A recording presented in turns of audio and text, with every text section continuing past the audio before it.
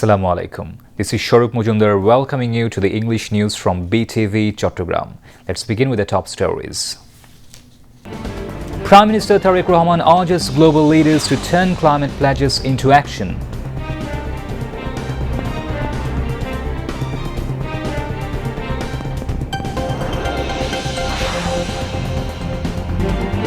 Local government elections to be completed within years starting on September 26th, informs Information and Broadcasting Advisor.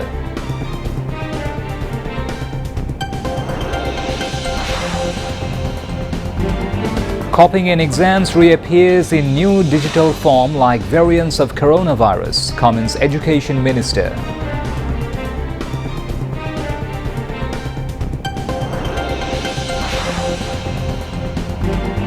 Government orders solar panel installation on government building roofs and private industrial factories to increase renewable energy use, says Chief Whip.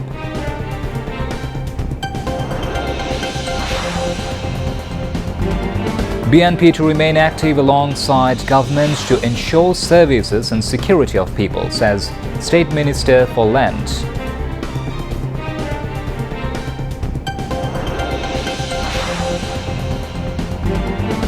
Testimony begins against Rashid Khan Menon and Kamrul Islam in murder case of 23 in Baghdad during July uprising.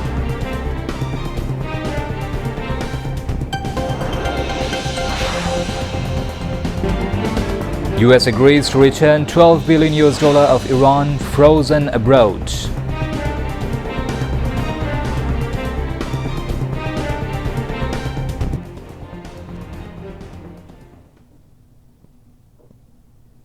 Viewers, those were the top stories. Now moving on to the details. Prime Minister Tariq Rahman called upon the leaders around the world to deliver on their commitments for the millions whose lives are at stake due to climate change. The Prime Minister said this in his opening remarks at a session titled Climate Leadership in a Shifting Global Landscape at the World Economic Forum's 17th annual meeting of the New Champions at Dalian International Conference Center in China. Prime Minister said it is time to turn climate pledges into actions and commitments into results so that the world can embrace the future with confidence.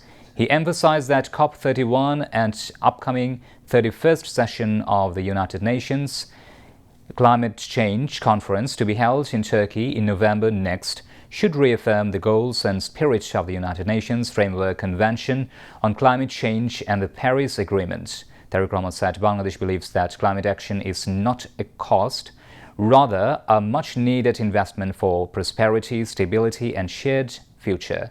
Noting that climate resilience cannot be built by any country alone, the Prime Minister said it requires partnership, technology, finance and shared commitment.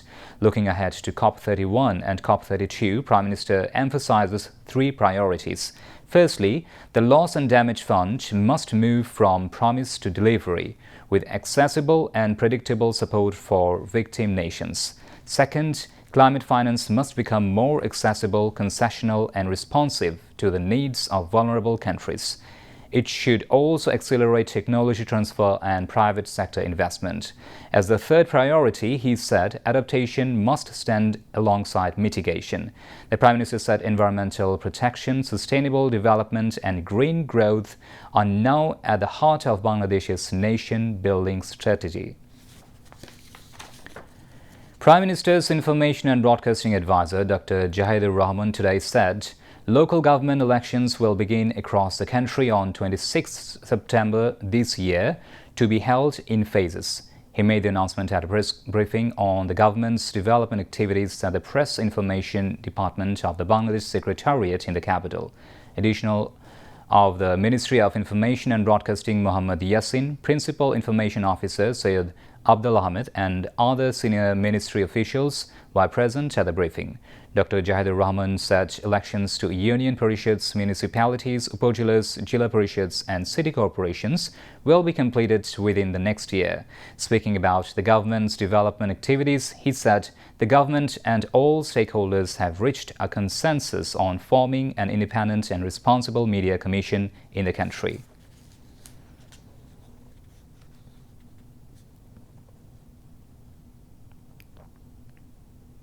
Education Minister Dr. A.N.M. Ehsanul Haq Milan held a view exchange meeting with acting officials of the Chattogram Education Board and the Madrasa and Technical Education Boards of the Chattogram region regarding the HSC and equivalent examinations of 2026. The meeting was held at the auditorium of Chattogram College today. State Minister for Land and Chittagong Hill Tracts Affairs Barrister Mir Mohammad Helaluddin, Mayor of Chattogram City Corporation Dr. Shadat Hussain, Chairman of the Board of Intermediate and Secondary Education Chattogram, Professor Dr. Abdullah Al-Mamun Chaudhuri, the Chairman of the Madrasa and Technical Education Boards and other concerned officials, among others, were present on the occasion.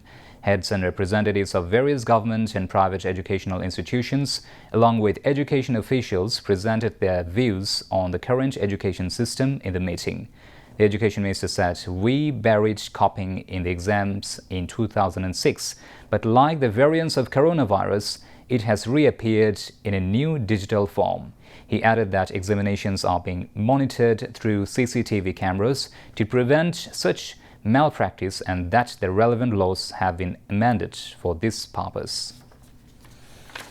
The government has directed the installation of solar panels on the rooftops of all government buildings and private industrial establishments to increase the use of renewable energy. Chief Whip Nurul Islam Moni made the announcement today while speaking at a dialogue titled Pakistan's Solar Revolution: Lessons for Bangladesh from the Perspective of the National Budget, organized by the Center for Policy Dialogue (CPD) in the capital. The event was moderated by Khandagar Gholam Muazzem, Research Director of CPD. The keynote paper was presented by Mohammad Basid Gauri, Manager of Renewables First Pakistan. Among others, Atiquzzzaman Sajid, Research Associate of CPD, and other experts also addressed the event.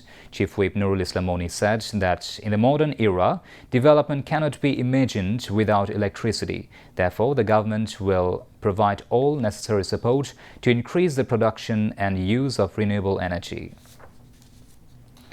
State Minister for Land and Chittagong Hill Tracts Affairs Barrister Mir Mohammad Helaluddin inaugurated the tree plantation program in Hatajari of Chattogram under the 25 crore tree plantation program nationwide today. He inaugurated the program by planting neem saplings in the Hatajari Upazila Parishad premises at noon. Later, the State Minister distributed saplings among the heads and students of the educational institutions of the Upazila. A target of distributing 3,25,000 saplings among the educational institutions and union parishads of the Upazila has been set under the program. Speaking as the chief guest at the time, the State Minister for Land said that there is no alternative of tree plantation to protect Bangladesh from various natural disasters and the forest land that has been cleared during the past 17 years of the fascist Awami League government. More than 400 projects have been implemented in Hatajari within 125 days of the BNP government taking office. At this time, regarding the government's plan for the Halda River, the State Minister for Land said the establishments of the companies that are polluting the Halda River will be sealed if necessary. The Halda River will be protected at any cost. At the event, the State Minister for Land distributed sewing machines among 50 fishermen's families to provide alternative employment to fish farmers during the fish breeding season in the Halda River. At this time, wheelchairs were distributed among 2 disabled people. In addition, State Minister for Land Barrister Mir Mohammad Helaluddin distributed fertilizers and seeds among farmers at the initiatives of the Upazila administration.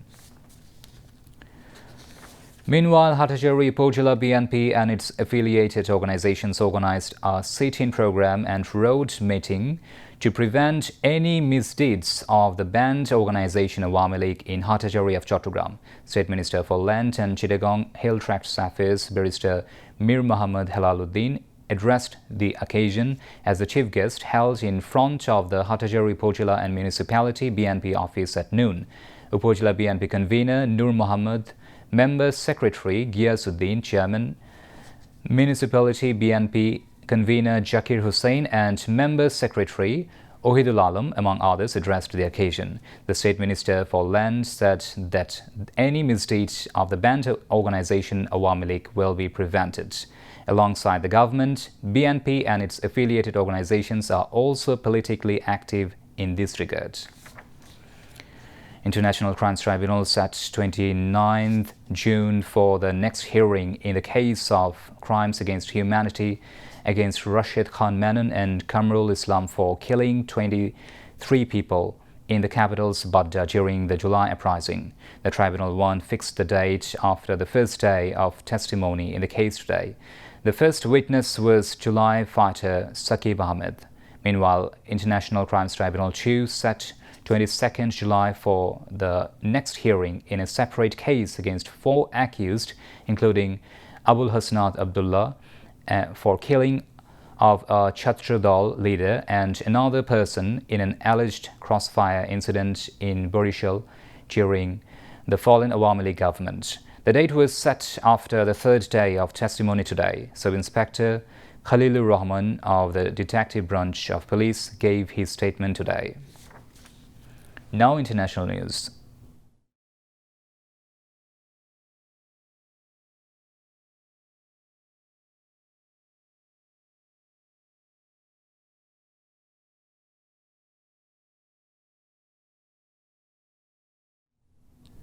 The United States has finally agreed to release $12 billion asset of Iran that has been frozen in various international banks. The agreement was officially confirmed today by Iranian Parliament Speaker and Chief Negotiator Mohammad Baghir Ghalibaf after 18 hours of high-level marathon talks with the United States in Switzerland.